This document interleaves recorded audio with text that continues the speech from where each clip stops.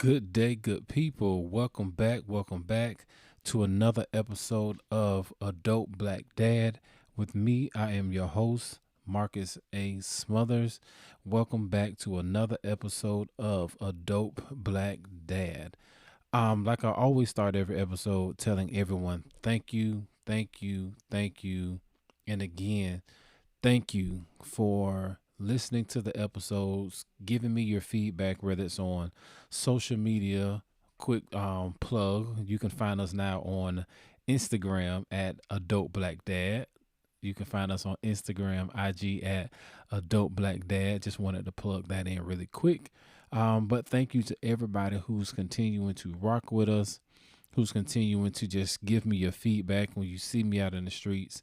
Appreciate you for knowing me and saying what's up, and just telling me how you appreciating what we're doing.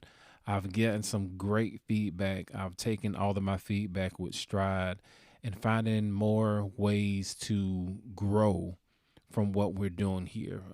So I appreciate it. We got some new followers, some listeners down in Puerto Rico, listening to my analytics. So we're starting to spread the word a little bit more. And again, I appreciate everybody for all of the love that you all have been showing as we are starting this new era, this new space of conversations led by yours truly, Adult Black Dad. All right. So if you've been following with the episodes, then you know this episode is supposed to be the final episode of the journey of manhood. So right now we should be tracking from my 30s to my 40s. But I'm going to do a pivot really quick. I want to do a pivot really quick because there's another topic that I wanted to hit because I've heard some things in the news about this topic, about representation as it relates to men of color in the classrooms. And if you really, really, really know me, you know my heart, my love, and my passion is for education. I'm 40 years old. For half of my life, I've been tied to the education arena.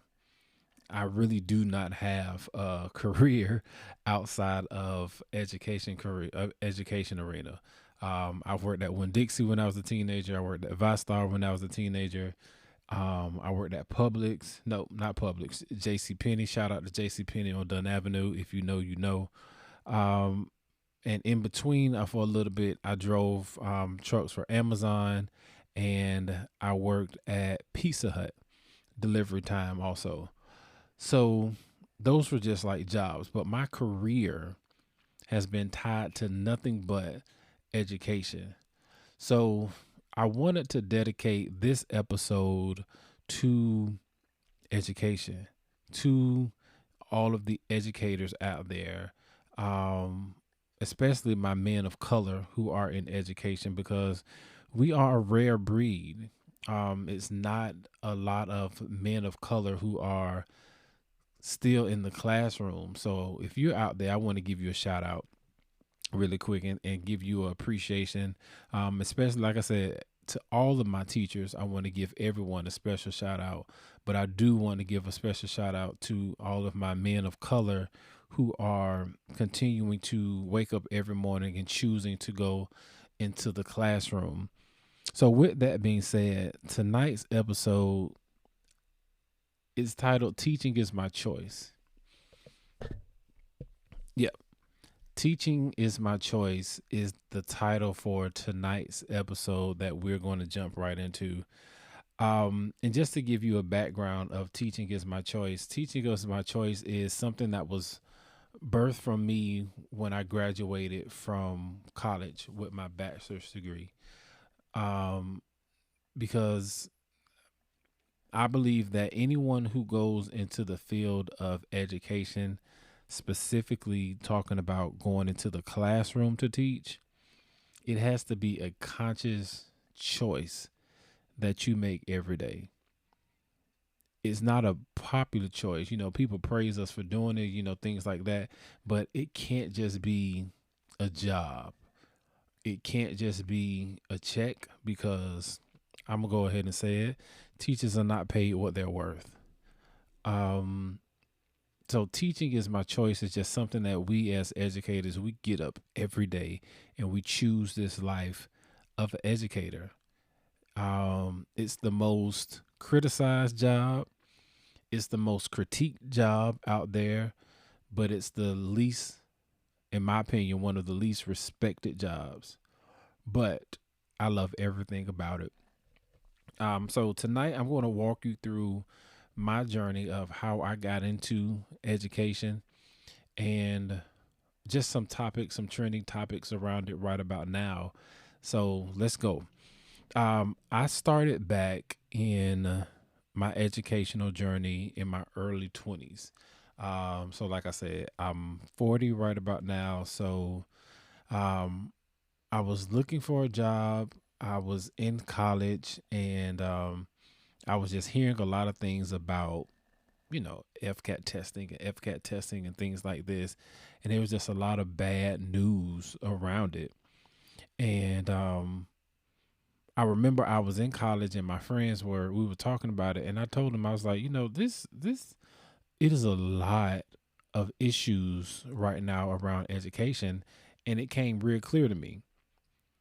You can continue to sit here every day and complain about different things that you're hearing about the educational arena here in Jacksonville or nationwide, or you can jump in the fight and do something about it. So I decided to jump into the fight and do something about it. So for me, I decided to go start being a substitute teacher. I remember my first day as a substitute teacher, I was at Central Riverside or West Riverside. I was at one of them and I substituted for a fifth grade classroom that day. And it was cool. I enjoyed the time. It was a great atmosphere. The teacher whose class I was taking over, she was really good. The kids were just looking at me like, "Who dad is that?" At that time, or who is that? Who is that? And so it was a good experience. So I decided to go back another day as a sub, but not at this school. The next time I went back to sub, I went to Rufus E. Payne Elementary School. At that time, the principal was Miss Pearl Rogers. She was the principal current at that time when I went to sub that day. And I went for a sub and I met her and she told me, what you doing? And I told I was subbing and there was a connection. There was an instant connection between her and I. And she told me not to take another sub job and she told me to show up Monday because she had a job for me. And I was like, oh, okay. Um, so I came back the next week and I started as a paraprofessional. If you know anything about paraprofessionals in my world, paraprofessionals make the world go round. You cannot have a successful school without paraprofessionals. So please, if you're listening to this, please value and respect your paraprofessionals in your building, as well as your building engineers, aka your janitors, because they make the schools go round. I'll plug that in any day. Um, so I started as a part-time paraprofessional. My role was to check in the buses as they came into the school, checking them off as they came in. And after I did that, I went to what did I do after that? After that, I had to go and do cafeteria duty for morning breakfast. And I was at my classroom. At that moment, I was doing pullouts for third grade math students. I'll never forget. I met two older women who were on their way out of education, and they taught me some very good lessons while I was there. One lesson that I'll never forget, and I still keep it dear to my heart today, is that they told me, they said, they said, listen here, young man, talking about you, you're an attractive young man. You seem like you go do good work here. They said, but let me tell you something. You are to never have private conversations with any of these young ladies in this building. She say, really the boys either, but especially none of these young ladies in this building. And that stuck with me because it just helped me understand that as a male in this arena, I have to be careful of how I move. Even though my intentions may have been 100% pure, I just have to be careful of how I move throughout the day. And so, like I said, I continued. I was a part time paraprofessional. Then I like to say I got promoted to a full time paraprofessional. And then I became a paraprofessional with benefits. And so, I thought I was on top of the world because I had health insurance at this time. Um, and then I left for a while and then I went to another program. I did an alternative education program called Drop Back In Academy. I did that for a little bit. And then I made it clear that I wanted to go back and get my degree. So I went back to Rufus E. Payne Elementary School, but at this time, Ms. Rogers is not there. I was there with Miss LaShawn Russ. She was the principal at that time. And I was able to work through school. I was able to work, go to school at the same time. So through there, I was able to finish my bachelor's degree at FSCJ. I had started my bachelor's degree at UNF, but I did not finish my bachelor's degree at UNF because I had a daughter. Um, so the opportunity came when FSCJ opened up their early childhood literacy program. I went and finished my degree at FSCJ in their early childhood literacy program. Now, one thing that was very interesting when that happened, I went and did my internship. Um, I ended up doing my internship at Kernan Trail Elementary School, and Ms. Rogers happened to be the principal there at that time. My internship was amazing. Little plug really quick. I still don't understand why teachers, educators can't get paid on their internships, but every other field is allowed to get paid doing internships. I don't understand that, but it is what it is. So continue to go, and I did my internship, finished, graduated, and right when I graduated, I didn't jump right into teaching at that moment. So I had my degree, but I did not jump right into teaching. I went and worked with communities and schools. I work with at Butler, at Eugene Butler at the moment. And then while I was there, an opportunity came for me to go and start and finally get my own classroom. So now I have my own classroom at the great St. Clair Evans Elementary School is where I got I like to say my first set of keys.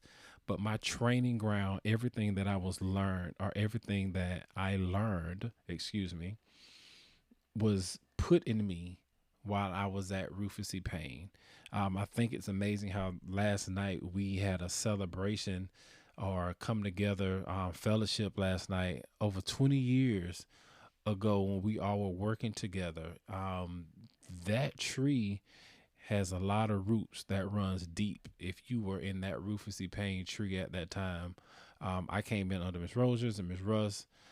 So it was amazing to see everybody on last night and to see what they're doing. There was one thing that I learned from Miss Rogers that I keep, two things that I took from Miss Rogers that I took into my classrooms and I still use them today. The first one is, if you stay ready, you don't have to get ready. That was one of the things that she always taught. So whenever it was anytime it was time for me to have an evaluation in when I was a teacher, I welcomed the evaluation. I think I was probably one of the only teachers who I was excited when it's time to get evaluated because I want to know what I'm doing. Um, so if you stay ready, you don't have to get ready. And the other thing that I learned from Miss Rogers that I took into my classroom is I don't penalize students for not completing homework. And if you, depending on how you believe in education, you might think completely different from me. Um, I don't penalize students. I send homework home, but I don't penalize students if they don't complete their homework. Because Ms. Roser said something that was very important is that we give kids homework, but every kid does not have a home to do work in. I'm gonna reverse that and say it again. We give kids homework, but every kid, every student doesn't have a home to do work in. That simply means that I can't just assume that every child that leaves my classroom is going to go home to an atmosphere that is conducive for them to complete their homework. And I should not penalize a student for not having the atmosphere that's conducive for them to complete homework when they go to school or when they're not home. And that resonated with me and it made me really start to think about that. And that does not just apply to students at Rufus E. Payne. It applies to the students on any side of the bridge because we don't always know what students go home to.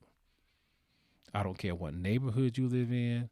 I don't care how big your house is. I don't care if you have to put a code in to get in your gate. We don't know what's going on behind those doors of any students that come into our classroom. So we can't just assume that every student should have or will have the capabilities of completing their homework when they go home, but they may not have the home atmosphere that's conducive for them to complete their homework. All right. So that's that. Continuing to go. So now I'm at Rufus C. Payne Elementary School and I took over a classroom. This is January. I took over this classroom. I was told that these classroom probably had about 5 or 6 teachers before I got into that classroom, and it was a second grade classroom. Shout out to second grade. For me personally, I love second grade. Um, if I could be paid what I feel like my value or what the value of a teacher is really worth, I would probably return back to the classroom and retire as a second grade teacher. That's how much I love my second graders. Majority of the relationships that I have with students who are grown, I had them when they were in second grade. So just shout out to any of my students who I had previously. Y'all still know where to find me at. Um, and so when I took over this classroom, they were a busy bunch of students. And I'll say that they were a busy bunch of students. And these students were the students who made me decide from this moment forward if I really wanted to stay in the profession because they tried me every which way that you could go. They really made me, and the things that I had to work with those students probably was not things that I learned in my college of ed. I'm just going to name that real quick. The things that I had to do to earn the trust of my students and to get the buy-in of my students and my parents did not come from the college of ed. College of ed did not teach me about sometimes you have to go to these kids' houses and knock on the door and introduce yourself to the parent because the parent may or may not even come to the school. And so that was one of the things that I did because I wanted the parents to know that, hey, I'm your child's teacher and I'm not going anywhere. So I went right to the neighborhood right behind St. Clair Evans, and I went knocking on doors. I got all of my kids' addresses. I went and knocked on the doors, and I met my parents.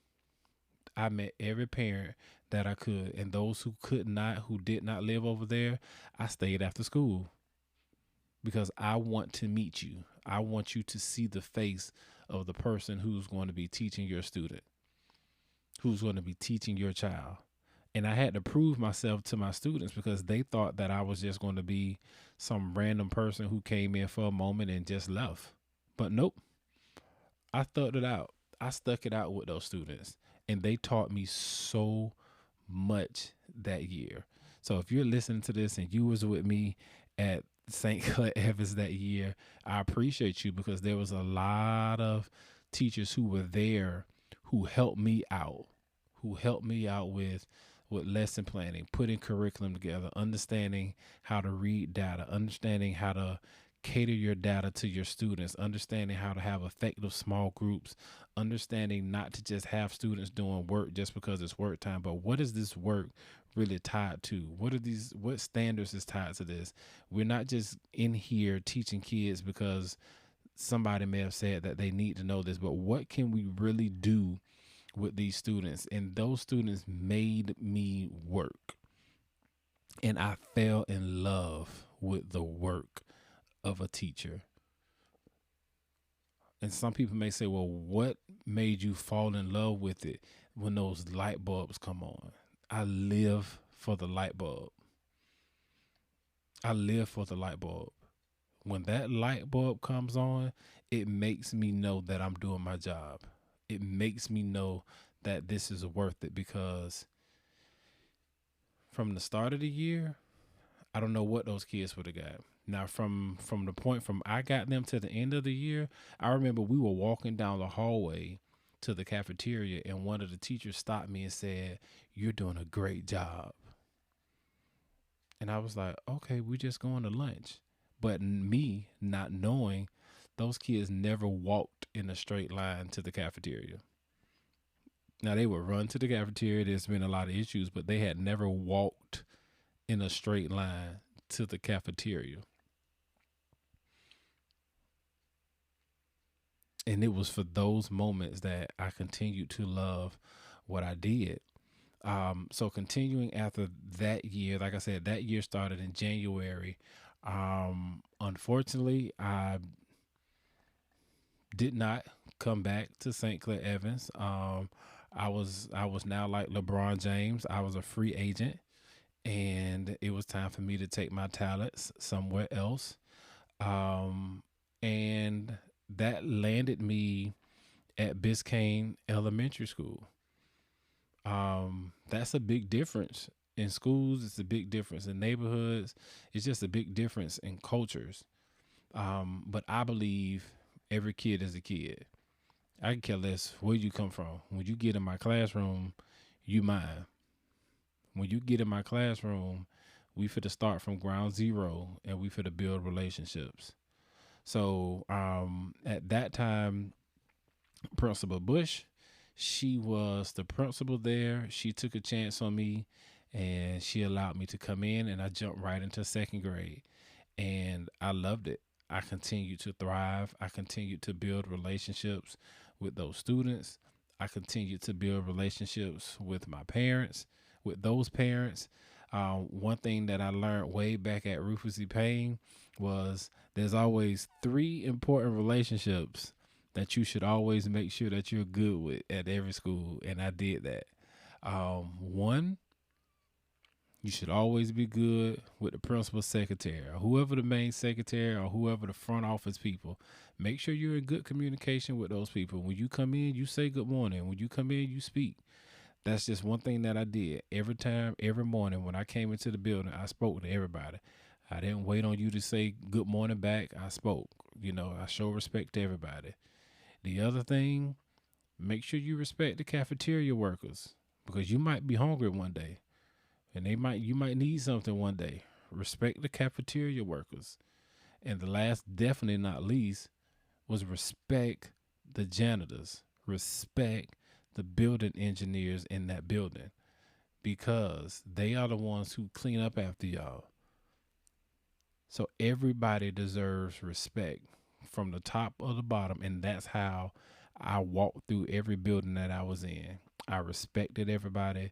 I spoke to everybody. I built relationships with everybody. I built relationships with my students. I built relationships with my parents, and not just the students in my classroom and not just parents in my classroom, throughout the school. And so now I'm at Biscayne. I've done second grade, year one, done second grade at Biscayne, year one. Year two, I'm back at Biscayne again for my second year at Biscayne. But this year I'm doing a co-teach classroom or a partner teacher. It's me and another teacher in the classroom. And I came back for another year after that. And so now I'm doing fourth grade with another co-teach. And then I end up leaving after that. Um, and I'll say this was probably one of the hardest things that I had to do when I left, was because I unfortunately got caught in the what is it, out of field ticket. I got a ticket. That's what I like call it. I got a ticket. Um, and I wasn't able to do the required things that I needed to do, and I ended up having to leave the classroom. Leaving the classroom was probably one of the hardest things I've ever done in my life. I had already started considering it because my family was starting to grow, and it's hard to live off a teacher's salary when you have not one, not two, not three, but four kids. It's hard to do that. And so I had made a decision, and I ended up leaving the classroom to go into, I had an opportunity to go at FSCJ to do some work over there. And I haven't been back in the classroom since then. And like I said, every day I miss the classroom. I guess I'm wired differently. Like, I miss the bells. I miss the assemblies. I miss the dances. I love the book fair. Like, I really enjoy small group sessions with my students. I love those moments of creating my classroom libraries with my students. Everything about the school day, I loved it. But because the income of what teachers make right now for me doesn't give me the opportunity, or doesn't allow me to make the necessary means that I feel like I need to support my family. And I know some people may say, well, why not just go into administration? I have no desire. I have no desire to be a principal. Nothing against principalship, but it's not what I want. Like, if I'm going to be in a classroom, if I'm going to be in a school, I want to be in a classroom. I want to be with the students. And it may change again, I don't know, but that's where I am right now. So even after I left there, I went and did some work with FSCJ, still in education, working on grants, still tied to education. After I left FSCJ, right now I'm at a company called City Year. We're still in education, but I'm just not in the classroom. I'm still supporting students, but I'm just not in the classroom. So that's just a bit of my educational background and my journey as far as relates to of teaching, and to move forward as I transition to representation of in the classroom. I got one question that I ask. Anytime I'm talking about representation, I ask people this question: have you ever had, or when was the first time you ever had a teacher of color, a black or brown male teacher? And I'm not talking about a gym teacher. I mean, like a content area teacher. When was the first time you've had a black or brown teacher? And the answer for me is never. I've never had a teacher that looks like me. I've never had a male teacher that looks like me. Now, there's some conversation going on about, does representation matter in the classroom? And usually, I might offend, I don't know, but usually the people who say representation does not matter are probably the people who always have the representation.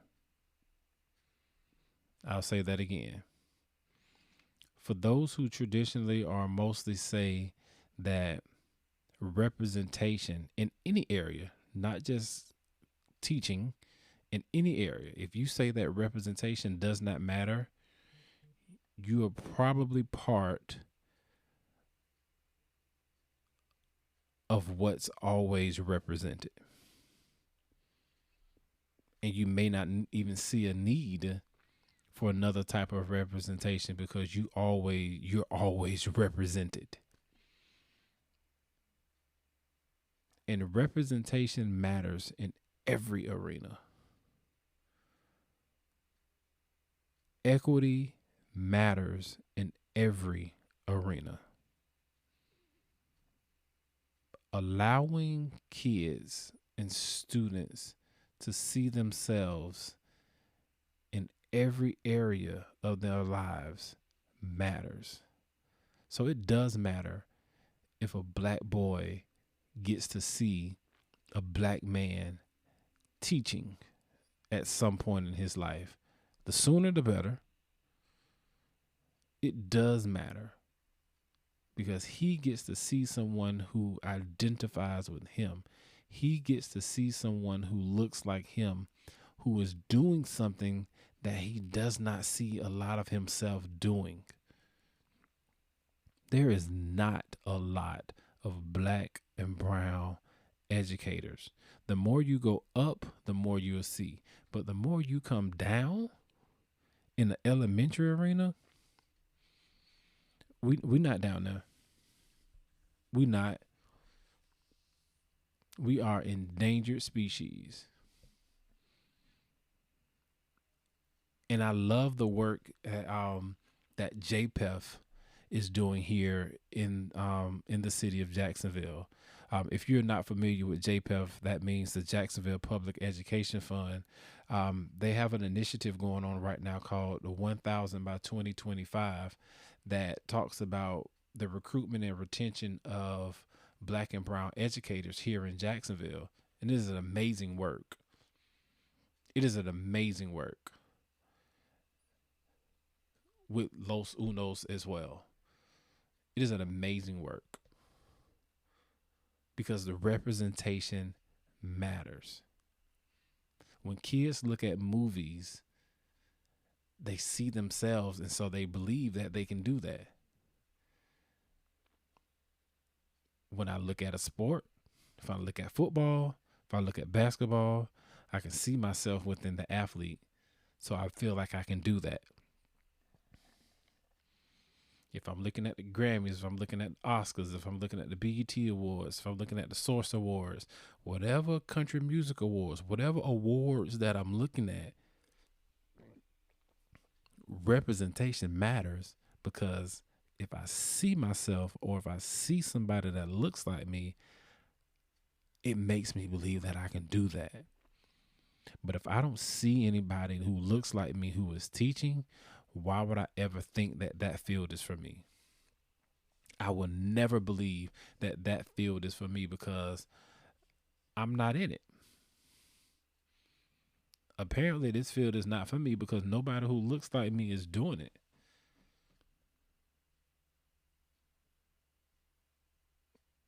And some may say, well, what is the tangible proof, or what is the proof that you can give me that tells me that representation matters within education? Ask around. Just ask. And it doesn't having a male of color does not just benefit men of color. It benefits our Caucasian children as well. It benefits all children because it gives them a well representation of everybody. It gives them a representation of what the real world looks like. The real world doesn't always look like you. It looks like everybody. So I continue to ask that question. When was the first time, or if you've ever had a black or brown teacher that was not a PE teacher or your driver's ed teacher or a dean? So, so yeah, good conversation, good pieces that I'm always just looking for conversations. So, um, I think this is a good topic for tonight. I think this is a great segue to kind of end our time on tonight. As always, I appreciate everybody. If you know someone who you think would enjoy this, who would benefit from it, who would just, could continue to learn from this, share it out. Next episode, I don't want to give it out too much, but I'm just going to say this. We are getting ready to You're getting ready to see the face behind the audio. On our next episode, we are getting ready to launch our YouTube channel. So you're going to actually see what happens behind the microphone. And you're going to hear just more than my voice on the next episode. And you're going to see two other faces on the next episode as well. And it's going to be great. We're going to be recording that episode and it is going to be a blast. So start looking forward to our YouTube channel that is going to be launching, and you'll be able to listen to all previous episodes still streaming on Spotify. And then you're going to now be able to listen as well as watch the magic or the madness that happens behind the cameras as well as the microphone. So, as always, I thank you all for rocking with me on tonight. It's been a great episode, and I thank you. I thank you. I thank you. As always, I appreciate you. Until next time, I'm out.